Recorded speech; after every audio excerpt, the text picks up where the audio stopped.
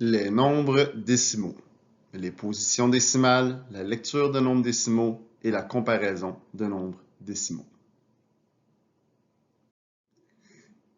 Un nombre décimal comprend deux parties. La partie entière, qui est située à gauche de la virgule, et la partie décimale, qui elle est située à droite de la virgule.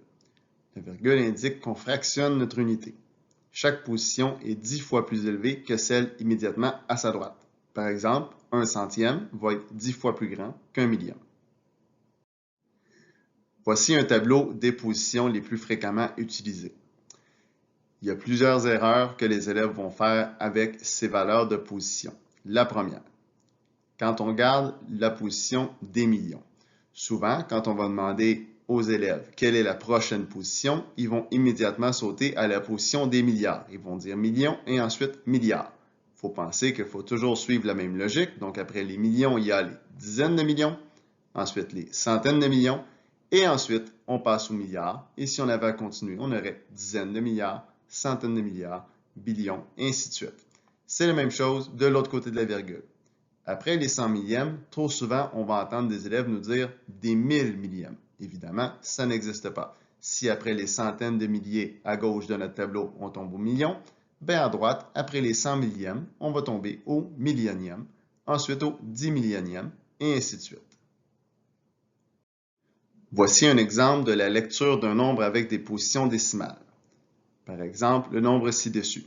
Je vais utiliser mon tableau avec mes valeurs de position et je vais placer mon nombre vis-à-vis mon tableau. Quand vient le temps de lire un nombre avec des positions décimales, on commence toujours par lire la partie entière, donc ce qui est à gauche de notre tableau. La virgule va être représentée par le mot « et ». Ensuite, on va lire la position décimale à droite et on va terminer par indiquer la dernière valeur de position qui se situe dans notre nombre. Donc, dans l'exemple qu'on a ci-dessus, on lirait ce nombre comme 16 078 et 7 805 100 millièmes. Pour la comparaison des nombres décimaux, pour ordonner ou comparer les nombres décimaux, on va toujours commencer par les parties entières, c'est ce qui est le plus simple. Mais si les parties entières sont égales, on va comparer les dixièmes ensemble. Si les dixièmes sont égaux, on va maintenant comparer les centièmes, et ainsi de suite.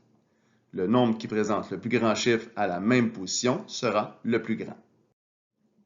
Important, on peut ajouter des zéros aux positions décimales afin de les comparer. Par exemple, les nombres suivants. Trop souvent, l'erreur qu'on va voir chez nos élèves, c'est que ceux qui vont dire 12 est plus grand que 2, donc ils vont indiquer que le nombre de gauche est le plus grand. Donc, ce qu'on peut faire pour éviter ces erreurs-là, on va rajouter un 0 à notre 2 pour que les deux nombres aient le même nombre de chiffres après la virgule. Et là, on peut comparer 3,12, 3,20 et savoir que c'est le nombre de droite qui est le plus grand. Il ne faut pas oublier non plus de tenir compte des signes durant les comparaisons.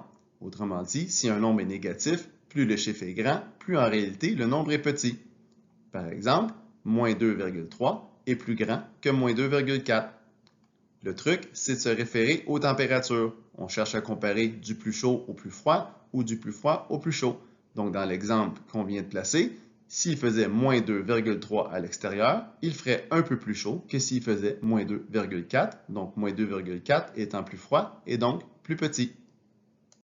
Dernier exemple, si on veut placer les nombres suivants en ordre croissant. Comme on a mentionné précédemment, le meilleur truc, c'est de rajouter des zéros. On voit que certains nombres ont 3 chiffres après la virgule, certains 2 et certains 1.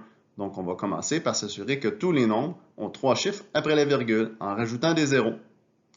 Maintenant, on peut commencer la comparaison. Ça va être un petit peu plus facile. On va placer en ordre croissant, ce qui signifie qu'on va placer du plus petit au plus grand, ou on pourrait dire du plus froid au plus chaud. Comme il y a des nombres négatifs, je vais évidemment commencer par les négatifs. Si on parle de température, évidemment, les températures négatives sont plus froides que les températures positives. Donc, on fait attention et on se réfère à ce petit truc pour ne pas se mélanger. Très important, quand vous écrivez vos réponses, c'est important de réécrire les réponses telles qu'elles apparaissent dans les questions. Donc, les zéros que vous rajoutez, c'est pour vous aider à mieux comparer, mais vous ne devez pas les écrire dans votre réponse finale. Donc, on commence par moins 2,34, ensuite moins 2,33, moins 2,3, 2,3, 2,303, 2,33 et finalement 2,333. Voilà, j'espère que cette vidéo t'a aidé à mieux comprendre. N'hésite pas à consulter les autres vidéos sur la chaîne au besoin. À la prochaine!